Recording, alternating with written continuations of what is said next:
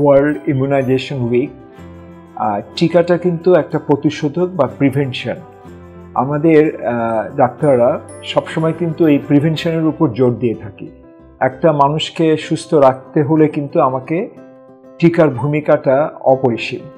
এবং টিকার ব্যাপারে আমাদের মধ্যে একটু ভুল ধারণা আছে যে আমরা মনে করি যে টিকাটা শুধু বাচ্চাদের ক্ষেত্রেই প্রযোজ্য, কিন্তু টিকা কিন্তু আমাদের সকল বয়সের জন্য টিকাটা প্রযোজ্য। গভর্নমেন্ট যে টিকাগুলো দিয়ে থাকে এর বাইরেও কিন্তু কিছু গুরুত্বপূর্ণ টিকা আছে যেগুলোর ব্যাপারেও আমাদের কিন্তু সচেতন হতে হবে। সেই টিকাগুলোর মধ্যে বিশেষ করে মেনিনজাইটিসের টিকা আছে, টাইফয়েড ভ্যাকসিন, হেপাটাইটিস আছে, ইনফ্লুয়েঞ্জা ভ্যাকসিন। ইনফ্লুয়েঞ্জা ভ্যাকসিনটা কিন্তু খুবই গুরুত্বপূর্ণ। এর পাশাপাশি যেগুলো আমাদের খেয়াল রাখতে হবে যে বুস্টার ডোজগুলা যদি আমরা ঠিকমতো না দিই তাহলে কিন্তু টিকার মাধ্যমে আমরা কী করি, টিকার মাধ্যমে আমরা আমাদের শরীরে রক্তে অ্যান্টিবডির মাত্রাটা আমরা ধরে রাখি এবং এই অ্যান্টিবডিটা কিন্তু এটা ক্ষণস্থায়ী। এই অ্যান্টিবডিগুলোর একটা হাফ লাইফ আছে এবং সুতরাং আমরা যদি বুস্টার ভ্যাকসিনগুলো না দিই তাহলে কিন্তু এই অ্যান্টিবডি লেভেলটা কমে যাবে। অ্যান্টিবডি লেভেলটা কমে গেলে হবে কি আমরা আবার ওই অসুখ বিসুখের প্রতি আমাদের যে অসুখ বিসুখেরটা আবার প্রকোপটা আবার বেড়ে যাবে। সুতরাং বুস্টার ডোজগুলো খুবই ইম্পর্ট্যান্ট এবং এক এক ভ্যাকসিনের কিন্তু বুস্টারের প্যাটার্নটা, বুস্টারের স্ক্যাজুয়ালটা কিন্তু ডিফারেন্ট।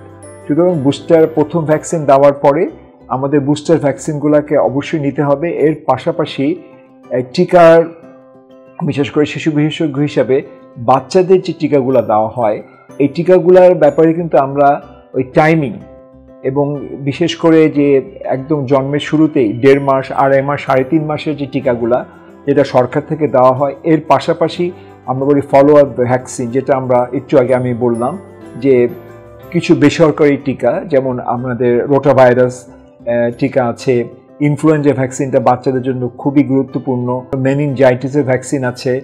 এর পাশাপাশি আমরা আর একটু বড় বাচ্চাদের টাইফয়েডের টিকা দিয়ে থাকি। টাইফয়েডের টিকাটা 2 বছর বয়স থেকে শুরু করতে হয় এবং এটা 3 থেকে 4 বছর পর আমরা এটা বুস্টার দিয়ে থাকি। Hepatitis B, hepatitis C, chicken pox, এই সবগুলো টিকাই কিন্তু অত্যন্ত গুরুত্বপূর্ণ। এবং এটা হচ্ছে যে অ্যাবভ 50 যারা তারাও কিন্তু অসুখ বিসুখে প্রচুর ভুগে থাকে এবং 5 বছর নিচের বাচ্চারাও অসুখ বিসুখ। এই 2 এজ গ্রুপ খুবই গুরুত্বপূর্ণ টিকাদানের ক্ষেত্রে।